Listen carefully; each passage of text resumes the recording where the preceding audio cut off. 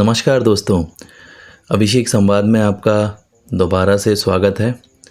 पिछले रिकॉर्ड में मैंने आपसे माँ दुर्गा की शक्ति और माँ दुर्गा के महत्व के बारे में आपसे चर्चा करी थी और इस रिकॉर्ड में हम जिस विषय पर चर्चा करने वाले हैं वो है माँ की साधना, कि हम माँ की साधना किस प्रकार से कर सकते हैं, किस किस प्रकार की माँ की साधना होती है, उन साधनाओं में किन चीज़ों की आवश्यकता होती है। इस पर हम एक संक्षेप में थोड़ी सी बातचीत हम इसमें करेंगे और मैं आपके सामने कुछ चीज़ें रखूँगा जो मैंने अपनी रिसर्च में निकाली हैं।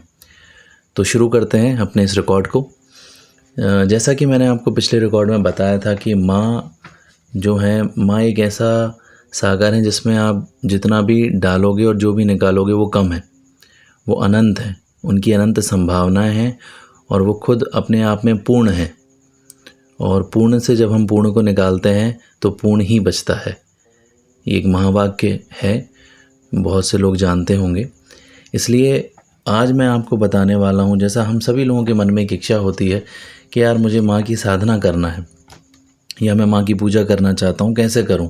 कई सवाल मन में आते हैं, कई भय मन में रहते हैं कि कुछ गलती ना हो जाए, कोई त्रुटि ना हो जाए, क्योंकि माँ के प्रति लोगों को पता है कि माँ की पूजा अर्चना तो होती है लेकिन उसमें सावधानियाँ बहुत रखनी पड़ती हैं। बहुत सी चीज़ों का माँ की पूजा में, माँ की साधना में साधकों को ध्यान रखना पड़ता है। तो जो मैंने रिसर्च करी है उसके हिसाब से आज मैं आपसे बात करूँगा और जो मुझे पता है वो मैं आपसे कुछ बातें यहाँ पर साझा करूँगा। तो हम शुरू करते हैं। माँ की साधना की बात मैं आपसे कर रहा हूँ अभी। तो मुख्यतः हम माता की जो साधना है, माँ दुर्गा की जो साधना है, मुख्यतः 3 प्रकार की होती है। तो पहला जो प्रकार माँ की साधना का है वो वैदिक साधना हम उसे कह सकते हैं। वैदिक साधना, इसमें हम माँ की स्तुति करते हैं। आप इसमें माँ के मंत्रों की माला कर सकते हैं। आप इसमें जो चंडी पाठ है वो कर सकते हैं। दुर्गा जी का जो सूक्त है वो कर सकते हैं। इसमें देवी महात्म करके एक होता है, उसका पाठ आप कर सकते हैं। ये कह सकते हैं कि भक्ति से जुड़ा हुआ एक साधना की पद्धति है। इसमें भक्ति की प्रधानता है, जिसमें वैदिक प्रकार से मतलब बहुत साधारण तरीके से आप माँ की साधना करते हैं, माँ की पूजा करते हैं, माँ की अर्चना करते हैं। क्योंकि ये वैदिक साधना है और भक्ति प्रधान है, तो इसमें हमें जिन चीज़ों का ध्यान रखना पड़ता है वो बहुत बेसिक होती हैं। शुद्धि का ध्यान हमको रखना पड़ता है, साफ़ सफाई जिसे हम कहते हैं कि साफ़ होके, स्वच्छ होके, निर्मल होके हमें इस साधना में बैठना पड़ता है और साधना करनी पड़ती है। इसमें मंत्र पाठ एक तरीका होता है जिसके द्वारा हम माँ की साधना करते हैं। माँ के कई मंत्र हैं और जो कि प्रमाणित मंत्र हैं, जिनका उपयोग आप माला के द्वारा करते हैं, जिनकी साधना आप माला के द्वारा करते हैं। तो मंत्रों के द्वारा हम इसमें माँ की प्रमुख रूप से साधना करते हैं। इसमें हम पाठ भी कर सकते हैं, जैसे मैंने आपको बताया, देवी महात्मा का पाठ कर सकते हैं हम, चंडी पाठ कर सकते हैं हम। लेकिन इसमें भी एक बहुत महत्वपूर्ण बात है जो हमें ध्यान रखना पड़ती है, वो है शुद्धता, शारीरिक भी, मानसिक भी। साथ में जो भी पाठ हम कर रहे हैं या जिस भी मंत्र का हम उच्चारण कर रहे हैं उसकी शुद्धता पर इसमें भी जोर दिया जाता है। क्योंकि जब भी आप देवी जी की साधना करेंगे तो आपको, आपके मन में कुछ ना कुछ तो रहेगा ही। किसी न किसी कारण से आप माँ की साधना करेंगे, किसी फल के लिए ही आप उस साधना को करेंगे। विशेष रूप से अगर आप बैठ रहे हैं तो अगर आपको उस फल की प्राप्ति चाहिए तो विधि का भी इसमें आपको थोड़ा ध्यान रखना पड़ता है। और जैसे मैंने आपको बताया, शुद्धता, उच्चारण की शुद्धता, इसका ध्यान हमें इस साधना में, जो वैदिक साधना है, उसमें रखना पड़ता है। और माँ की साधना आसानी से हम इस पद्धति से कर सकते हैं। दूसरी जो साधना पद्धति है वो है पौराणिक साधना पद्धति। अब इस साधना पद्धति में क्या है, इसमें प्रमुख रूप से व्रत रखा जाता है। इसमें हम नवरूपों की पूजा करते हैं, अर्चना करते हैं। इसमें आप कीर्तन भी करते हैं, इसमें आप देवी कथा का पाठ भी कर सकते हैं और साथ ही आप इसमें दान पुण्य का कार्य, जस आदि जो होते हैं वो भी इसी साधना के अंदर आते हैं। इसमें अनुष्ठान भी हम करते हैं। और ये जो साधना की पद्धति है, इसमें भक्ति और साधना ये मूल है। मतलब इस पद्धति के अंदर जो मूल तत्व है वो है भक्ति का। भक्ति भाव से 9 दिन हम व्रत रखते हैं। जैसा कि आप और मैं हम सभी देखते ही हैं कि जब भी 9 दुर्गा प्रारंभ होते हैं तो हमारे आसपास हमारे घर में ही हमारे जो लोग होते हैं वो व्रत रखते हैं, माँ की पूजन करते हैं, माँ की जो ग्रंथ हैं उनके पाठ करते हैं। जैसे मैंने आपको बताया देवी कथा का कीर्तन वगैरह हम लोग अपने घर में करते हैं, या कहीं कीर्तन हो रहा होता है तो उस कीर्तन में जाके हम पार्टिसिपेट करते हैं। उस कीर्तन में हम माँ की आराधना करते हैं, क्योंकि कीर्तन भी एक तरीका है। माँ के जस होते हैं, माँ के जस गाए जाते हैं, वो जसों में हम जाकर अपनी साधना करते हैं। ये भी साधना ही है। अगर आपको लग रहा हो कि यार ये कैसा, कि कीर्तन कैसी साधना है, कीर्तन भी साधना है। या इसमें जस कैसी साधना है, जस भी एक साधना ही है, क्योंकि आप माँ का स्मरण कर रहे हैं, माँ का नाम ले रहे हैं। जितने भी जो कार्य आप कर रहे हैं अगर माँ को ध्यान में रख के करेंगे तो वो उनकी साधना ही है, वो कोई भी चीज़ फिर अलग नहीं है। अगर आप माँ की साधना कर रहे हैं तो जो भी आपके मन में है, माँ अगर आपके मन में बैठी हैं तो आप हर काम में उनकी साधना कर सकते हैं। ये भक्ति भाव है। एक भक्त का भाव होता है, एक बालक का भाव होता है अपनी माँ के प्रति। तो देवी माँ तो जगत की माँ है, जगत जननी है वो, आपकी मेरी हम सबकी माँ है। तो अगर भक्ति भाव से हम माँ को, अगर माँ की सेवा करना चाहते हैं तो हम बिल्कुल निर्मल मन से भक्ति भाव से माँ की सेवा कर सकते हैं, माँ की साधना करते हैं। और यह पद्धति सबसे सरल मुझे लगता है, ये बहुत सरल पद्धति है जिसमें आप केवल माँ का नाम लेकर भी माँ की साधना कर सकते हैं। माँ को मन में रख के, माँ के रूपों को मन में रख के माँ की साधना आप कर सकते हैं। तो दूसरी जो पद्धति है साधना की वो मैंने आपको बताई, पौराणिक साधना, जिसमें हम व्रत रखना, जो व्रत रखा जाता है 9 दिनों में। माँ के 9 रूप होते हैं। कल मैंने आपको जो पॉडकास्ट था उसमें मैंने आपको बताया था, पॉडकास्ट नहीं, रिकॉर्ड मैं कहूँगा उसको, ये पिछले रिकॉर्ड में मैंने आपको बताया था माँ के 9 रूप कौन कौन से हैं। तो उनका हम स्मरण करते हैं, उनकी हम पूजा करते हैं, दान पुण्य अनुष्ठान भी हम इसमें करते हैं पौराणिक साधना के अंदर। अभी तक जो मैंने आपको साधनाएं बताई ये बहुत सरल और बहुत ही, मैं कह सकता हूँ कि भक्ति प्रधान साधनाओं की पद्धतियाँ थीं। इनके अंदर भय नहीं था ज़्यादा, इनके अंदर ज़्यादा पूजा विधि ये सब चीज़ें इसमें नहीं थी, नियम वगैरह इनमें ज़्यादा नहीं थे, बहुत साधारण से नियम थे शुद्धता के, और जो मैंने आपको बताया वो। अब ये जो तीसरी साधना मैं आपको जो बताने जा रहा हूँ इसकी पद्धति, मतलब तीसरी साधना की जो पद्धति है, जो कि सबसे कठिन साधना मानी जाती है माँ की, इसको हम कहते हैं तांत्रिक साधना। ये तांत्रिक साधना बहुत ही गूढ़ रहस्य की साधना होती है। यह आम व्यक्ति की साधना नहीं है, ना ही यह आम साधक की साधना है।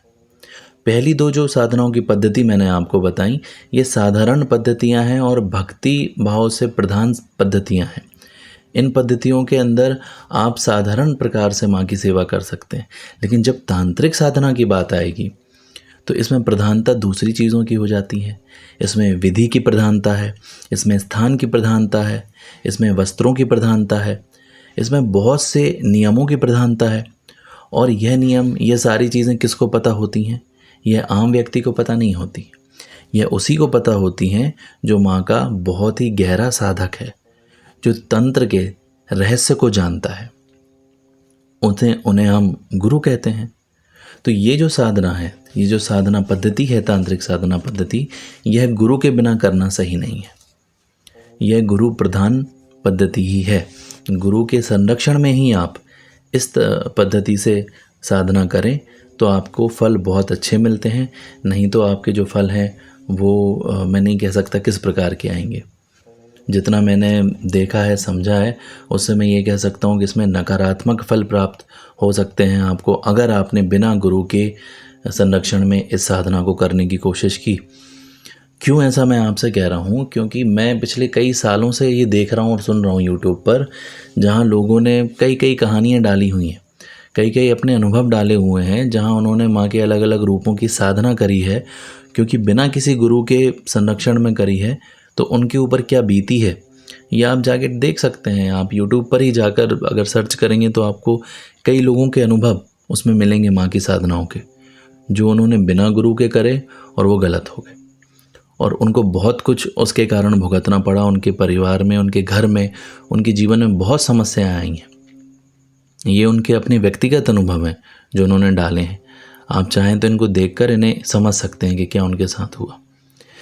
तो ये जो तांत्रिक साधना पद्धति मैं आपको बता रहा था, इसमें माँ के बहुत अलग अलग रूप, इसमें भी माँ के अलग अलग रूप हैं जिनकी हम साधना करते हैं। जैसे माँ छिन्नमस्ता हैं, माँ भुवनेश्वरी हैं, माँ तारा हैं, माँ बगलामुखी हैं। ये सभी तांत्रिक मार्ग की देवियाँ हैं या देवी के रूप हैं, माँ दुर्गा के ही रूप हैं तांत्रिक मार्ग के। और तांत्रिक रूप में ही इनकी साधना ज़्यादा सफल मानी जाती है कि जब आप तांत्रिक रूप में इनकी साधना करेंगे, तांत्रिक रूप से इनकी साधना करेंगे, तो ये आपके लिए ज़्यादा फलदायक होती हैं। तो इनमें क्या चीज़ें प्रमुख होती हैं? इसमें भी मंत्र जाप होता है, इसमें यंत्र की साधना भी होती है, मंत्रों की मालाओं का भी जाप इसमें होता है, इसमें मुद्रा की भी प्रधानता होती है, किस मुद्रा में क्या आपको करना है, इसमें हवन भी होते हैं, होम आदि, ये चीज़ें इसके अंदर होती हैं तांत्रिक साधना के अंदर। और भी चीज़ें हैं जिनको कहा नहीं जा सकता, जो बहुत गूढ़ चीज़ें हैं जो साधारणतः समझ में नहीं आएंगी, इसलिए मैं उनको नहीं बता रहा हूँ। इसमें सबसे मुख्य बिंदु, जो सबसे मुख्य पॉइंट है, वो आपके लिए ये है कि गुरु के बिना ये साधना करना बिल्कुल ही मना है। पूर्ण रूप से मैं आपसे कहूँगा कि बिना किसी सही गुरु की संरक्षण के बिना आप इस साधना पद्धति में ना उतरें। ये बहुत खतरनाक हो सकता है आपके लिए। दो और छोटी चीज़ें हैं जो मैं इसमें ऐड करना चाहूँगा। जैसे साधारण तौर पर मैंने पिछले रिकॉर्ड में भी बताया था कि नवरात्रि के समय में भी हम लोग माँ की साधना आराधना करते हैं, तो वो भी एक प्रकार है, भक्ति भाव का प्रकार, जो मैं आपको बता ही चुका हूँ कि उसके थ्रू आप नवरात्रि में व्रत रख के माँ के नवरूपों की ध्यान करके, अर्चना करके, पूजन करके, साधारण प्रकार से जो हम करते हैं, साधारण तरीके से भी आप नवरात्रि में पूजा पाठ करके, माँ का ध्यान करके, कीर्तन करके, भजन करके, जस करके भी आप माँ की साधना, माँ की पूजा आप कर सकते हैं। ये भी उत्तम फल प्रदान करने वाली होती हैं, ये भी सारी मनोकामनाओं को पूर्ण करती हैं। बस हमारा मन निर्मल होना चाहिए, हमारी भावना सच्ची होनी चाहिए माँ के प्रति, हमारा समर्पण माँ के प्रति होना चाहिए। ये भी आपको मनवांछित फल प्रदान करता है, ऐसा बताया भी गया है, ऐसा शास्त्रों में भी वर्णन है, और ये हमने अनुभव में भी किया है, और आप सभी को भी इसका अनुभव होगा ही। दो और हैं ऐसे, जैसे गुप्त नवरात्रि भी होती हैं। ये तो दो नवरात्रि हैं जो उजागर आती हैं, और दो ऐसी नवरात्रि भी होती हैं जो कि गुप्त होती हैं, जो माघ के और आषाढ़ के माह में आती हैं। ये दो गुप्त नवरात्रि के नाम से जानी जाती हैं। 9 दिन की होती हैं ये भी, लेकिन ये उनके लिए विशेषकर होती हैं जो साधक तांत्रिक मार्ग से माँ की साधना कर रहे हैं। जैसा मैंने आपको बताया कि ये जैसे अभी जो चल रही है शारदीय नवरात्रि, ये हम सब आम लोगों के लिए भी और बाकी साधकों के लिए भी बहुत अच्छी हैं। लेकिन जो गुप्त नवरात्रि हैं, वो जो माँ के तांत्रिक हैं, जो साधक हैं, तंत्र मार्ग से जो माँ की पूजा कर रहे हैं, साधना कर रहे हैं, उनके लिए वो गुप्त नवरात्रि बहुत महत्वपूर्ण होती हैं। ऐसा कहा जाता है कि उस समय के अंदर अगर कोई मंत्र जाप करता है, कोई यंत्र को सिद्ध करता है, या मंत्र को सिद्ध करना चाहता है, या माँ से फल प्राप्त करना चाहता है, तो वो सबसे सुगम समय होता है, सबसे अच्छा समय होता है माँ की साधना के लिए, गुप्त नवरात्रि का। जैसा आप भी जानते हैं और मैंने भी ये बात सुनी है, और ये सभी हम लोगों को बहुत अच्छे से पता है कि कलयुग जो है, कलयुग के अंदर केवल भगवान का नाम लेना भी बहुत बड़ी साधना होती है। ऐसा कहा भी गया है, कलयुग केवल नाम आधारा। अगर हम इस कलयुग के अंदर, क्योंकि इस कलयुग में इतना पाप बढ़ेगा, इतना पाप हो रहा है, इतनी चीज़ें हो रही हैं, अगर हम भगवान का नाम भी लेते रहें, नाम जप भी करते रहें, तो भी बहुत बड़ी साधना है। तो मेरा ऐसा मानना है कि नाम जप भी अपने आप में बहुत बड़ी साधना है। अगर आप माँ के नामों का भी जाप करते हैं, या माँ के किसी एक नाम का जो आपको प्रिय है, जैसे मैं जब भी माँ की बात कर रहा हूँ आपसे तो माँ दुर्गा बोल रहा हूँ, ऐसे ही जो रूप आपको माँ का प्रिय है, जिस रूप को देखकर आपके मन में भक्ति भाव उमड़ता है माँ के, आप उस रूप का नाम लेकर भी माँ की साधना मन से आप कर सकते हैं। इसमें आपको कुछ नहीं करना। नाम जप सबसे सरल तरीका है, भक्ति का सबसे सरल तरीका है नाम जप करना। इस नाम जप की महिमा तो मैं आपको क्या बताऊंगा, मैं तो कोई इतना जानने वाला नहीं हूँ, लेकिन बहुत बड़े बड़े जो लोग हैं, संत हैं, जो महात्मा हैं, जो महापुरुष हैं, जो अभी सशरीर उपलब्ध भी हैं आपको और हम लोगों को सामने, और जिनके आपने यूट्यूब पर और अलग अलग जगहों पर जिनको आपने देखा होगा, वो नाम जप की कितनी महिमा का वर्णन करते हैं। तो आप इसी बात से समझ लीजिए कि नाम जप में कितनी शक्ति होगी।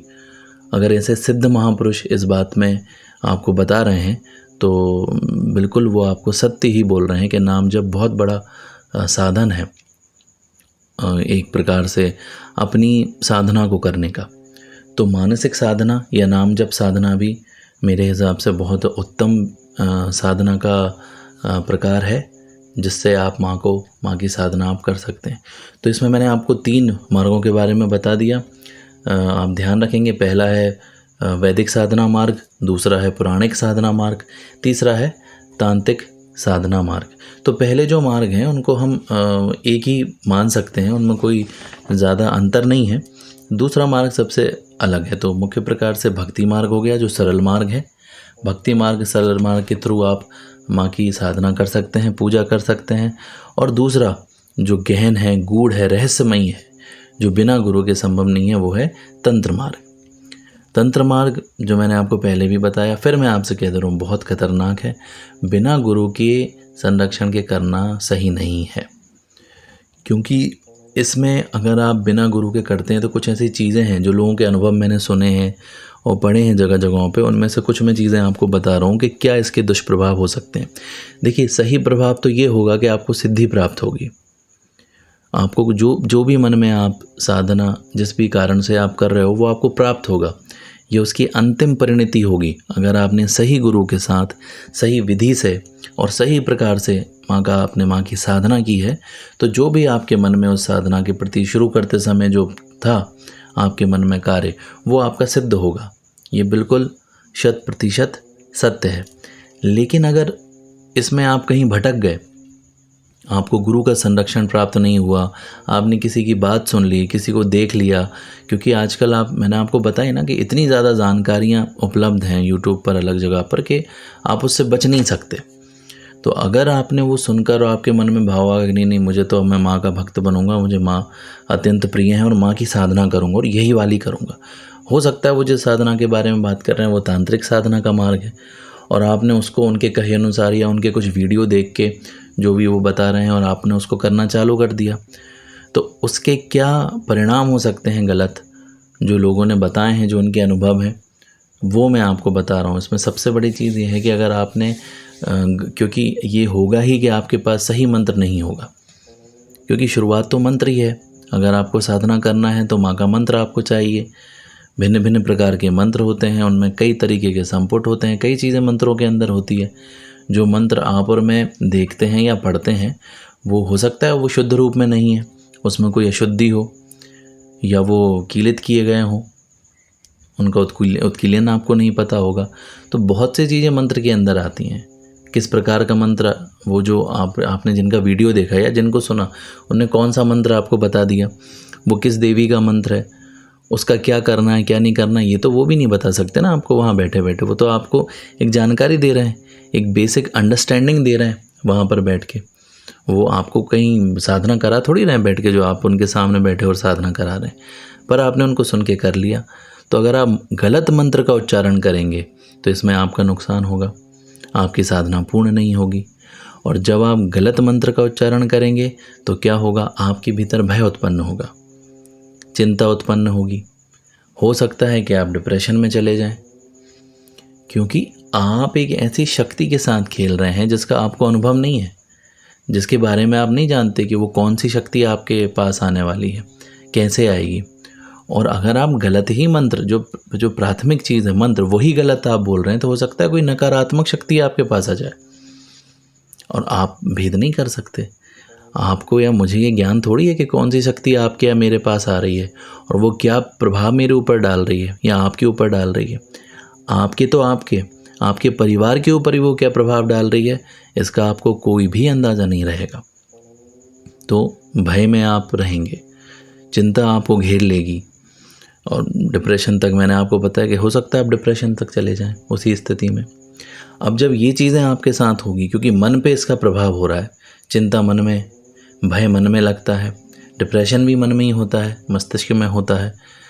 तो जब आपका मन अस्वस्थ हो गया तो धीरे धीरे आपका जो शरीर है वो भी रोगों से घिर जाएगा। ये साधना के दौरान की ही बात मैं आपको बता रहा हूँ। अगर गलत तरीके से, गलत विधि से हो रही है, बिना किसी गुरु के संरक्षण से हो रही है, तो आप ये तय मानिए कि जो चीज़ें मैं आपसे कह रहा हूँ ये आपके पास आने लगेंगी। ये मेरा नहीं, ये उनका ही अनुभव है जो लोगों ने डाला हुआ है। लोगों के अनुभव से ही मैं आपको ये बात बता रहा हूँ। शारीरिक ऊर्जा में आपकी कमी आ जाएगी, एनर्जी लेस हो जाओगे आप, बिल्कुल आपकी एनर्जी बिल्कुल डाउन हो जाएगी। जबकि होना इसके विपरीत था, आपकी ऊर्जा बढ़नी थी, क्योंकि आप तो महा ऊर्जा से ऊर्जा लेने की रास्ते पर आप थे। लेकिन ये तो उल्टा हो रहा है, जो आपकी थोड़ी बहुत ऊर्जा थी वो भी आपके शरीर से जा रही है। जब शरीर से ऊर्जा चली जाएगी तो रोग आएंगे, और ऐसे ऐसे रोग आएंगे हो सकता है जो कि बहुत खतरनाक रोग आपको लग जाएं।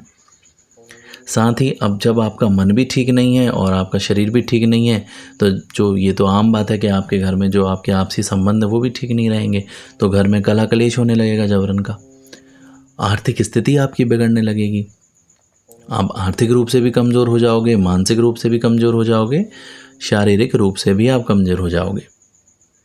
तो ये बहुत ध्यान रखने वाली बात है कि गलत उच्चारण, गलत विधि, गलत स्थान, गलत समय, कुछ भी इसमें हो सकता है। गलत वस्त्र, है ना, क्या सामग्री रख रहे हो, क्या भोग चाहिए आपको, किस देवी के लिए क्या देना है, ये आपको नहीं पता होता। और ना ही ये जो आपको बोल रहे हैं, जो बैठे हैं, वो नहीं पता होता। भले उनने बोल दिया कि भाई ये फला फला मंत्र आप पढ़ लो, इससे आपको ये मिल जाएगा, इसको आप 1000 बार बोल दो, इससे आपको इतना धन मिलने लगेगा, आपके रुके हुए काम हो जाएंगे, ये मंत्र लो और इसको बोल के आप ऐसा ऐसा करके और कर दो। ये तो आपने देखा ही होगा ना, रील्स पे, छोटे छोटे रील्स पे ये सब चल रहा है। ये माँ का ये मंत्र आपको लक्ष्मी लक्ष्मी देगा, इस मंत्र को बोलते जाओ। नहीं भाई, कैसे लक्ष्मी देगा? आप थोड़ा विचार तो करिए इस बारे में, सोचिए तो कि वो सामने वाला क्या बोल रहा है और आप क्या करने जा रहे हो। आपको कुछ नहीं पता, ना हो सकता उसे ही नहीं पता वो क्या बोल रहा है, ना तो उसे पता वो क्या बोल रहा है, और ना आपको समझ में आ रहा है कि वो क्या बोल रहा है। तो ऐसे किसी की भी बातों में ना आ जाएं। किसी ने कहा कि आपका ये नहीं हो रहा, माँ का ये मंत्र, ये केवल मैं अभी माँ मतलब माँ दुर्गा के बारे में स्पेसिफिक बात कर रहा हूँ आपसे, केवल उनके बारे में जो चीज़ें चल रही हैं इस समय, जो मैं तो इन्हें भ्रांतियाँ ही कहूँगा या दुष्प्रचार जो है, यही मैं आपको बता रहा हूँ कि कोई ने कहा ये मंत्र। मैंने अभी तक इतनी सब आपसे बात करी है पिछली देर में, लेकिन मैंने एक भी मंत्र नहीं बोला। मैं बोल भी नहीं सकता, मेरी कोई क्षमता नहीं है कि मैं माँ के किसी मंत्र को आपको बता दूँ। नहीं, मैं नहीं बता सकता, ना मैं अपने मुख से उसका उच्चारण करूँगा, क्योंकि क्या त्रुटि है क्या सही है उसमें मैं नहीं जानता। कौन जानता है? ये जानते हैं वो जो माँ के सच्चे साधक हैं, जो जिन्होंने माँ की साधना करी है, वो जानते हैं, वो गुरु हैं।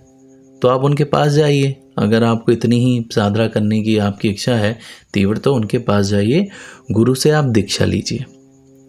जब आप, अब मैं आपको बता रहा हूँ क्यों, गुरु से जब आप दीक्षा लेंगे तो जो गुरु आपको मंत्र देंगे आपकी साधना के लिए, वो शुद्ध मंत्र होगा, और वही आपको बताएंगे कि उस मंत्र का कितना आपको पाठ करना है, या आपको कितनी माला करनी है, किस समय करनी है, किस अवस्था में करनी है, किस अवस्था में नहीं करनी है। तो धीरे धीरे गुरु आपको परिपक्व करेगा उस स्तर के लिए जहाँ पर जाके आप फिर साधना के लिए तैयार हो जाएंगे। ये तो आप और मैं भी जानते ना कि जब एक कोई बच्चा होता है, पहले वो KG1 KG2 ये इससे पढ़ते हुए फिर 12th में जाता है, डायरेक्ट 12th में नहीं जाता। उसकी एक प्रिपरेशन होती है, एक तैयारी होती है, एक रूपरेखा होती है। वो भी कौन तय करता है? स्कूल तय करता है, उसका सिलेबस तय होता है। बहुत से लोग बैठे हैं जो प्रबुद्ध लोग हैं, वो सिलेबस बनाते हैं, इंटेलेक्चुअल्स हैं, समझते हैं, सिलेबस बना के देते हैं और फिर वो आगे पास ऑन होता है। ठीक ऐसा ही गुरु है, गुरु की एक पूरी परंपरा चली आ रही है, वहाँ से उनके पास सारी चीज़ें आ रही हैं, वो प्रमाणिक हैं, गुरु को उसका अनुभव है, इसलिए वो आपको बता रहे हैं।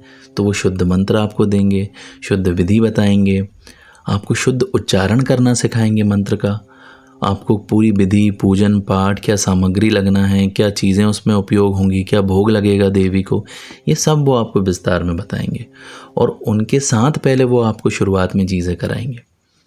और कभी मान लीजिए आपसे कोई गलती भी हो गई किसी साधना में, तो वो गुरु आपकी रक्षा के लिए बैठे, वो हैं वहाँ आपकी रक्षा करने के लिए। तो देखिए कितना बड़ा परिवर्तन आ गया। और बहुत, ये तांत्रिक साधना जो है बहुत तीक्ष्ण साधना है, बहुत जल्दी फल भी प्रदान करती है। सभी लोगों का कहना है कि बहुत जल्दी फल मिलता है, लेकिन कब मिलता है? जब आपके पास सही गुरु होते हैं तभी सही फल मिलता है, नहीं तो जो मैंने चीज़ें आपको बताई वो ही होती हैं। सही मार्गदर्शन पर ही मैं आपसे निवेदन करूंगा आप तांत्रिक साधनाओं की ओर जाएं, अन्यथा नहीं जाएं। भक्ति साधना बहुत अच्छी है, जहाँ पर भी हैं वहाँ बैठे बैठे माँ का स्मरण करें, माँ के सामने जाएं, माँ की वंदना करें, माँ के लिए एक दीपक लगा दें, जो भी आपसे हो सकता है साधारण करें, बहुत पर्याप्त है। और जब आप परिपक्व हो जाएंगे उस स्थिति में भी, तो आपको आपके गुरु मिल जाएंगे, या आप गुरु को ढूंढ लें, बहुत ज़्यादा आपके अंदर प्यास है तो। ठीक, तो आज मैंने आपको इस रिकॉर्ड में जो चीज़ें बताई हैं इनको आप ध्यान रखें, और आप इनमें से जो भी चीज़ आपको अभी तक नहीं पता थी या जो अब आपको पता चल गई हैं, जो कुछ भी हैं, मैं आखिरी में बस आपसे यही कहूँगा कि किसी भी चीज़ को देखकर माँ की, उसमें मैं बता रहा हूँ, कोई भी मंत्र, कोई भी तंत्र, कुछ भी देख लिया, किसी का भी सुन लिया हमने यूट्यूब पर, रील्स वगैरह पर, अलग अलग जगहों पर, उसमें आकर के एकदम से कोई भी काम करना चालू आप ना करें। सोच विचार के, जो भी गुरु हैं, उससे संबंधित लोग हैं, उनसे मिलें, उसको समझें, और जो आपके लिए ठीक है वो आप करें, नहीं तो नहीं करें। नहीं तो मैंने आपको बताया, भक्ति सबसे प्रधान है। भक्ति आप माँ की कर सकते हैं किसी भी प्रकार से, वो आप करें।